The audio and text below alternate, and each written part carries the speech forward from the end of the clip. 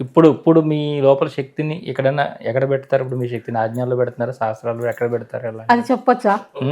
అది చెప్పకూడదు కదా. కొందరు శక్తి సూర్యుని నుంచి గ్రహిస్తారు, నేను చెప్తాను. సూర్యుని నుంచి గ్రహిస్తారు. శక్తి ఎక్కువైతే ప్రకృతిలో వదులుతారు, చెట్లను పట్టుకుంటారు. అదే కదా రహస్యము. శక్తి తక్కువ వచ్చిందంటే సూర్యుడు ఇస్తాడు అటు పోయి నిలబడు, అట్లా మబ్బులు పోయి వస్తుంది వెలుగు. మళ్ళీ శక్తి నీకు తట్టుకోలేనంత శక్తి ఉంటే పోయి ప్రకృతి చెట్లను పట్టుకో, ఆమె తీసుకుంటది. అంతే కదా. శక్తి ఎక్కువైంది ఎలా తెలుస్తుందమ్మా? పులకరింపులు, కంపరము అవన్నీ ఎక్కువైపోతాయి. కొంతవరకు మెయింటైన్ చేసుకో శక్తి వస్తుంది. తర్వాత చెట్లలో తిరిగితే అంటే ఆ శక్తిని మామూలుగా అసలు దేనికి వాడాలి? ఎలాంటి ఎక్కువ మంచి పనులకే వాడాల. ఇప్పుడు ఎవరైనా సీరియస్గా ఉన్నారనుకో, వాళ్ళు ఫోన్ చేస్తే నాకు వస్తుంది అది, తర్వాత వాళ్ళకి బాగా అవుతుంది. చూసినా నేను, అది వచ్చి నా నెత్తిని తిరుగుతుంది, తర్వాత బాగా అయిపోతారు వాళ్ళు. అట్లా కూడా చూసినా, అట్లా కూడా బాగా అవుతుంది. వాళ్ళు ఎక్కడో ఉండి నాకు సంబంధం లే, నా చెవులో ఎత్తే అమ్మవారి చెవులో వేసినట్టు అది తిరుగుతుంది. అవన్నీ చూసినా. కానీ అవి మరి మీకు బాధ పెడతాయి 2-3 రోజులు బాధ పెడతాయి, మళ్ళీ నార్మల్ అవుతుందని ధైర్యం ఉంది మీకైతే? ధైర్యం ఉంది. లేకపోతే లేదా అవన్నీ మీరు తీసుకుని మీరు ఇబ్బందులు పడే పన్యా ఒక ఆయనకు హార్ట్ ప్రాబ్లం ఉందంటే నాకు వచ్చింది అది పన్యా. నేను ఇబ్బంది పడినా, చాలా పడినా. ఇప్పుడు అందుకే అన్నీ చెప్పారు, ఏదో ఒకటి చెప్పుకుంటాం. ఎక్కువ డబ్బుల గురించి అడుగుతారు, ఆరోగ్యం గురించి అడుగుతారు, భూమిలో చెప్పని అడుగుతారు, నిధులు. ఓ రోజు అట్లా దానికోసం దుర్వినియోగం చేయకూడదు. నిజంగా నేను ఒక విషయం చెప్తాను సార్, ధనం ఉంటే అది పిలుస్తుంది, ఎవరు పాలెట్టు ఉంటే వాళ్ళని పిలుస్తుంది. రాసి పెట్టి ఉండాలి కదా, రాసి పెట్టి ఉంటే నిన్నే పిలుస్తుంది. రా నువ్వు పలాంతాను ఉండని స్వప్నమైన చెప్తుంది, నువ్వు వాడు వినప్పుడు అనేది వాక్ వస్తుంది. నీకు రాసి పెట్టి ఉంటే నీ జాతకంలో వస్తుంది, లేదనుకో నువ్వు ఎన్ని చేసినా రాదు. దాని మీద మానేసి నీ పని నువ్వు చేసుకోవాలి. నాకు ఎక్కువ సంగీతం మీద ఇష్టం ఉన్నది. చిన్నప్పుడు నేను చిన్నగా ఉన్నప్పుడు చూసిన సినిమాలు ఏంది, చెంటి, సీతారత్నం గారు అబ్బాయి, ఆ రోజా వెంకటేష్, ఇట్లాంటి రోజా మేడం కనపడింది. ఎట్లా కనపడుతుంది నాకు? ఆమె అమ్మవారిలాగే కనపడింది. వాళ్ళు ఎవరు నాకు సంబంధం లే, నాకు వచ్చింది అమ్మవారు. ఎక్కువ మాట్లాడింది తమిళంలో, ఆడొచ్చింది రూపం ఏమైనా వచ్చింది అమ్మవారు. గుర్తుపడతారు కదా అని అట్లా వచ్చింది. మంత్రి వస్తే ఇప్పుడు ప్రధానమంత్రి కనపడ పరమేశ్వరుడు, దాంట్లో ఒక వ్యవస్థ ఉంది, అంకెలు కనపడే. ఇప్పుడు కులానికి అంకెలు ఉన్నాయి, దేవునికి అంకెలు ఉన్నాయి. ఈ కులాలు ఎందుకు పెట్టినావు నువ్వు అని అడిగేది నేను. అది కొట్లాడేది అమ్మవారి మీద. ఒక దేవత కూడా అంకెలు ఉన్నాయి. ఇప్పుడు మామూలుగా బ్రాహ్మణ్స్ అయితే 9, వాళ్ళ సంఖ్య 9. మిగతా వాళ్ళది వయసెస్ అయితే 8. నేను గ్రహించింది, మిగతా నాకు తెలియదు. పరమేశ్వరుడు అంటే 7, 3.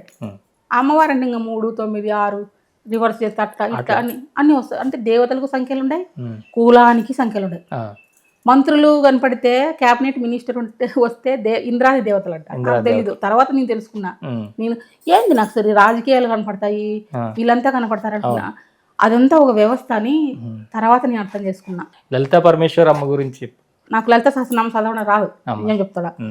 అవి తప్పులు పోతాయని చెప్తాంటే భయపడిపోలే దాని జోలికి. మళ్ళా పోయినా బుక్ తెప్పించుకున్నా, ఇంట్లో ఉంది. లలిత 40 బాగా చదువుతా.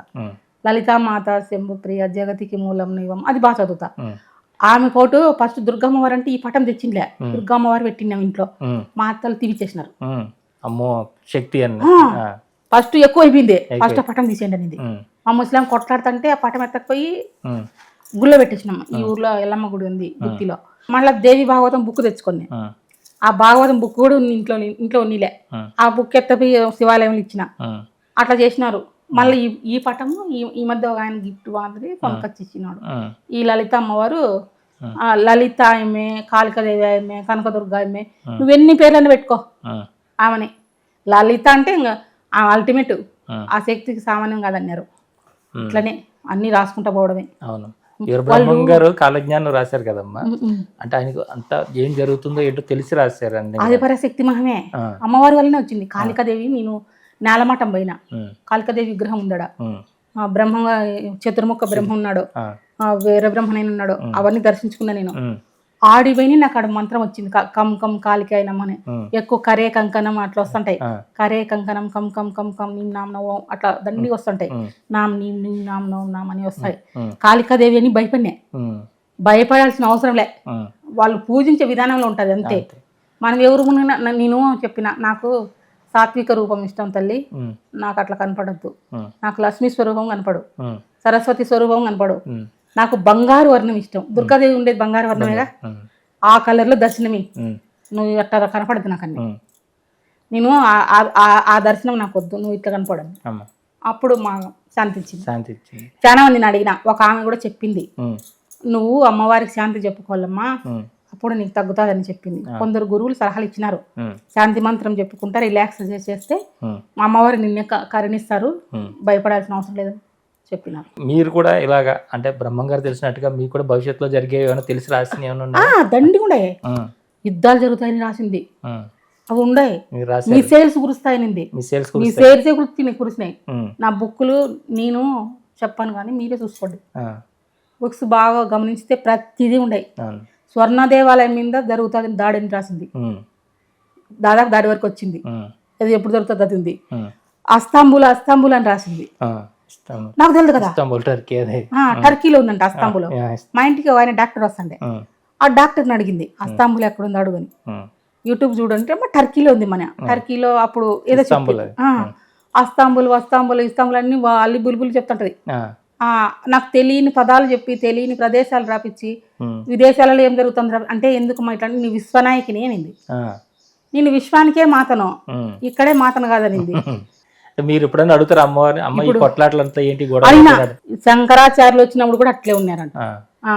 ఇంకోసారి నువ్వు వచ్చినా కూడా ఈ కులాలు పోవు తండ్రి అన్నే, నువ్వు ఇంకోసారి వచ్చినా కూడా ఈ కులాలు పోవు, ఇంకో 100 మంది సార్లు వచ్చినా శంకరాచార్యులు ఈ గొడవలు పోవు, ఈ కులాలు పోవు, నేనెక్కువ ఇదే ఉంది. ఇప్పుడు విషయం చెప్తా సార్, నేను బాగా కులానికో దేవుని పెట్టినారు, కులానికో దేవుళ్ళకి ఆపాదిస్తున్నారు కులాలు, అట్లా ఉండొద్దు. కులం అనేది ఉంది, దాన్ని మనం ఏం చేయలేము, పెట్టినారు కదా మొదటి నుంచి. నా చిన్నతనంలో ఉన్నంత ఇది లేదు, ఇప్పుడు కొంచెం మార్పు అయితే వచ్చింది, మార్పు అయితే కనపడుతుంది. నా చిన్నతనంలో ఎక్కువ ఉంది, నేను చూసిన కొన్ని విషయాలు నేను ఆ ఏజ్ లోనే నా మనసులో పడింది, ఇదంతా ఎందుకు తల్లి, నువ్వు చేసినావా ఇట్లనా అట్లనా అని అమ్మవారిని నిలదీయడం అంటే కొంత భావాలు ఎక్కువ, స్వతంత్ర స్వేచ్ఛ, వాక్శాస్త్రం అవన్నీ ఉన్నాయి నాలో, ఎదిరించే గుణం, ధైర్యంగా మాట్లాడే గుణం అవన్నీ ఉన్నాయి.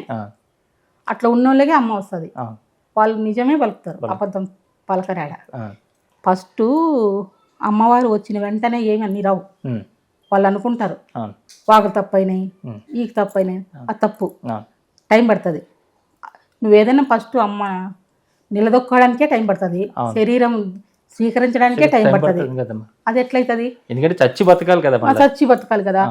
ఇప్పుడు చిన్న పిల్లలకు కొందరికి వస్తున్నారు, కొందరికి వారం నాడే వస్తారంట, నాకు అట్లా లేదు కదా, అంతర్నీలంగా ఎప్పుడూ అమ్మవారు ఉంటారు.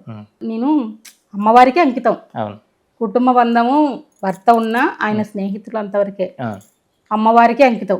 నేను చెప్పుకున్నా నేను అట్లే ఉండా, ఎందుకు అట్లా ఉన్నానని నేను చెప్తా.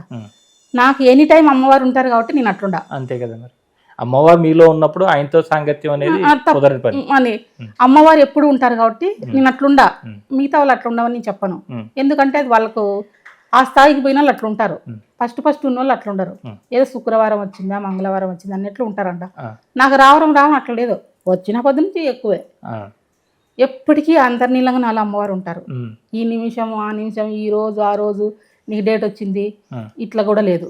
నేను చెప్తాను, ఎవరన్నా ఏమని అనుకున్నా సంబంధంలో నాకు అట్లుంది అంటే, నిత్యం ధ్యానంలో ఉండే వాళ్ళకి ఏది అంటదు, వాళ్ళ ఆత్మకి ఏది అంటదు. నువ్వు చికెన్ తిన్నావా, నువ్వు మటన్ తిన్నావా, నువ్వు డేట్ వచ్చిందా, అవన్నీ చూడదు.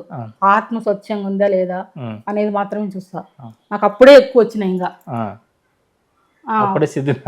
పీరియడ్ వచ్చినప్పుడు ఎక్కువ వచ్చినాయి సార్, ఇది సత్యము. ఎక్కువ వచ్చినాయి నోట్లు మంత్రాలు, చెప్తే ఎవరైనా ఏమనుకుంటారేమో అని చెప్పిండ్లే, ఈ రోజు చెప్తాను, ఇది వాదమే. ఆ శక్తి ఉంటదంట దాంట్లో, వచ్చినాయి నాకు ఎక్కువ. చెప్పకూడదు అవన్నీ, కానీ నిజమే, ఎవరిని తప్పుపట్టద్దు. ఇప్పుడు వారం నాడు అమ్మవారు అయితే నువ్వు కూర్చుంటావు, నాకు రోజు ఉండరు, నేను ఏం చెప్తాను, ఆయనకు తెలుదా, పరమాత్మను తెలుదా, ప్రకృతి ధర్మం అని ఆయన తెలుసుగా. మళ్ళీ ఆయన వచ్చినాడంటే ఆయన తోసేసినట్లే కదా, అవన్నీ పక్కకు తోసేసి వచ్చినట్టే కదా అని భగవంతుడి కన్నా ఎవరు జడ్జిమెంట్ ఇవ్వలేరని నేను, నా తప్పు లేదు కదా, నేను కావాల్సింది చేసుకోలే, మీరు వచ్చి దర్శనం ఇస్తాను, మీరు రాపిస్తున్నారు అని, అది నిజమే, దానికి భయపడాల్సిన అవసరమే లేదు. నీకు ఉంటావా ఉండు పక్కన, నీకు ఎప్పుడు ఆత్మస్థితిలో ఉండే వాళ్ళకి అవి అంటావు. నువ్వు ఒకనాడు వారంలో ఒకనాడు పూజ చేసి 2 నాడు పూజ ఆ స్థితిని పొందడమే ముందు ముఖ్యం కదమ్మా. ముఖ్యం కదా. ఎక్కువ ఎప్పుడు అదే దాంట్లో ఉండాలంటే ఉండలేరు కూడా. కాసేపు ఉండగలిగినా కానీ ఉండడం ఉండేకే నేను ఈ తిప్పలు పడినా. ఆ, నేను ఎంత కష్టపడినానో, నాలో నేను ఎన్ని సచ్చి బతికినానో నాకు తెలుసుగా. ఉంటుంది ఎప్పుడు చూసినా నారాయణ నమ్మినారా నిమిషం మాత్రం పైన నేను మరువలేదు, నారాయణ నమ్మినారా. ఎప్పుడు నారాయణ ధ్యానము. మళ్ళా గణపతి వస్తాడు ఫస్ట్. మల్లెలు తెచ్చితిమి నీ పాదాలకు ముక్కుతుమని అమ్మవారి పాటలు వచ్చేది, అయ్యవారి పాటలు వచ్చేది. పూజ మామూలుగా చేసేదిలే, పాట పాడుకుంటూ చేసుకుంటాడు. ఆ 25 అక్షరాల చదువు వచ్చేసింది, ఆ నారాయణ అక్షరం వచ్చేసింది, పాటలు పాడడంలోనే ఉంది. నువ్వు నామం పట్టుకునే చాలు అంటారు కదా, ఆ తత్వాలు చెప్పి చెప్పి చెప్పి చెప్పి వచ్చేసింది. తత్వమే వచ్చేసింది. నా బుక్లో తత్వమసి అని ఉంది, ఐమాత్మని ఉంది. ఇట్లా ఏకాంతంగా కూర్చుంటే నీలోనే ఉన్నాడు భగవంతుడు, నీ ఎందే ఉన్నాడు, నువ్వే భగవంతుడు, నీ లేఖి నువ్వు చూసుకొని వస్తుంటుంది లోపల. అప్పుడు అంతర్ముఖం బహిర్ముఖం అని ఓ రోజు వినపడింది. అంతర్ముఖం బహిర్ముఖం అని తాళ్ళు కట్టేసినారు. ఆ తాళ్ళు ఇప్పుకొని చేసుకునికి ఈ బంధనాలే అవన్నీ. 2 నాళ్ళు టైన్ పూలు తెప్పించింది, అన్ని ముళ్ళు ముళ్ళు ముళ్ళు ముళ్ళు అంట కట్టింది, మళ్ళీ కట్ చేసింది. చాలా చర్యలు చేస్తా అంట నేను. పూలు లేవంటే రిబ్బన్లు తెప్పించి పూలు చేసింది, రిబ్బన్ పూలు చేసింది, పూలన్నీ అంటగట్టింది. అప్పుడు నా సాక్షి స్వరూపుడు నువ్వే నాకు ఇవే పూలని పూజ చేసింది. ఫస్ట్ పూలు వేసుకునేది, మళ్ళీ ఐవర్కి వేసేది, నేను వేసుకుంటేది, మళ్ళీ సాంగ్ పాఠానికి వేసేది. పిచ్చి పట్టింది అనుకున్నారు. నేనేం చేస్తే నాకు అట్లా అంత ఉత్కృష్టంగా ఉన్నది. ఇప్పుడు అట్లా ఉండదు, మామూలుగా ఉండగలుగుతా, ఎవరేమైనా చెప్పగలుగుతా. ఎంతమంది స్థితిలో ఉన్నా పెన్ను పెడితే నా రాత నేను రాస్తా అంతే. ఇంకో విషయం చెప్తా, ఎక్కడికన్నా పోనీ నాకు ఏదో సందేశం వస్తుంది. ఇప్పుడు హంపీకి పోయినా, శ్రీకృష్ణదేవరాయలు ఉన్నారు, ఆడ బావి ఉంది. ఆ బావిలో నుంచి శ్రీకృష్ణదేవరాయలు లేచి వచ్చి ఇట్లా కత్తి చేతికిచ్చినాడు. కత్తిని ఒక పెట్టి కనపడింది, ఆ పెట్టి నెత్తిని తిరిగింది. కత్తి ఖడ్గం ఇచ్చినాడు నా చేతికి. ఆడ దుర్గా అమ్మవారు ఉన్నారు, పాడుపడింది కొంచెం. ఆడ 10 నిమిషాలు కళ్ళు మూసుకుంటే ఆయన వచ్చినాడు, రాయలవారు వచ్చినారని నా స్వప్నంలో కూడా నాకు చాలా సార్లు చెప్పింది. నేను హంపి గురించి రాసిన, విజయనగరం రాజుల గురించి రాసిన, ఛత్రపతి శివాజీ గురించి రాసిన, విదేశాలలో ఉండే ఈజిప్టులో ఉండే వాళ్ళని గురించి రాసిన, మొత్తం నా చరిత్ర అంతా ఉంది నా బుక్లలో. బాగా కావాలంటే తర్కం చేసి చూడండి, నేను అదే చెప్తా. నేను వాస్తవమే. అక్కడ ఏమైందమ్మా పెట్టి ఇచ్చినప్పుడు, కత్తి పెట్టి ఇచ్చినప్పుడు ఎందుకు నాకు కత్తి పెట్టి వచ్చిందని ఆలోచన వచ్చింది. తర్వాత ఏమో ఇంకా సందేశం ఏదో చెప్పినాడు ఆయన అని. కత్తి అంటే నువ్వు ఏం జయించాలన్నిట్లో విజయం రావాలా, కత్తిని తిరిగేస్తే కాలము. ఆయన బాగా అన్ని గెలుచుకుంటూ పోయినాడు కదా, సామాన్యుడు కాదు కదా శ్రీకృష్ణదేవరాయలు. నీకు రెండిటిని అటు కవిత్వాన్ని దీన్ని రెండింటి కళల్ని పోషించాడు, దీన్ని పోషించాడు కదా ఆయన. మహానుభావుడు. నాకు స్వప్నంలో వస్తున్నాడు ఆయన శ్రీకృష్ణదేవరాయలు. ఆయన శిల్పకళ ఎక్కువ ఉంది కదా. నేను కాళ్ళు నొప్పులు ఎక్కువ, అన్ని తిరగలేకపోయినా. ఆ రోజు మామూలు కారు తీసుకుపోతాడు, ఇద్దరమే పోతాను అని కారు తీసుకోలే, అక్కడల్లా తిరగలేకపోయినా. ఇంకోసారి పోయినప్పుడు ఆ శిల్పాలు అట్లా ముట్టుకుంటే ఆ కళ అట్లా వస్తుంది. అల్లాడపల్లికి పోయినా, ఆడ ఈరోజు స్వామి మా ఇంటి తెలుపు దేవుడు అంటారు. అల్లాడపల్లి పోయినాడు, ఆ స్తంభం ఉంది బయట, ఇట్లా 4 స్తంభాలు ఉంటే అడవి ఒక ఆయన కూర్చున్నట్లు వేసినారు దాంట్లో. అది నాభి ఉంటానులే, ఆ నాభిలో ఇట్లా ఏలు పెట్టింది. అంటే ఆ శక్తి అనేది ఇట్లా, ఆ శిల్పి శక్తి అనేది ఇట్లా వస్తుంది. అప్పుడు మనకు రచనలన్నీ ఆటోమేటిక్గా వస్తాయి. ఆ శిల్పి ఎవరు, ఎట్లా మలిచినాడు అనేది వచ్చేస్తుంది. అంతే, క్షేత్ర దర్శనము అట్లా ముట్టుకోవడం, ఆ శక్తి అనేది వస్తుంది.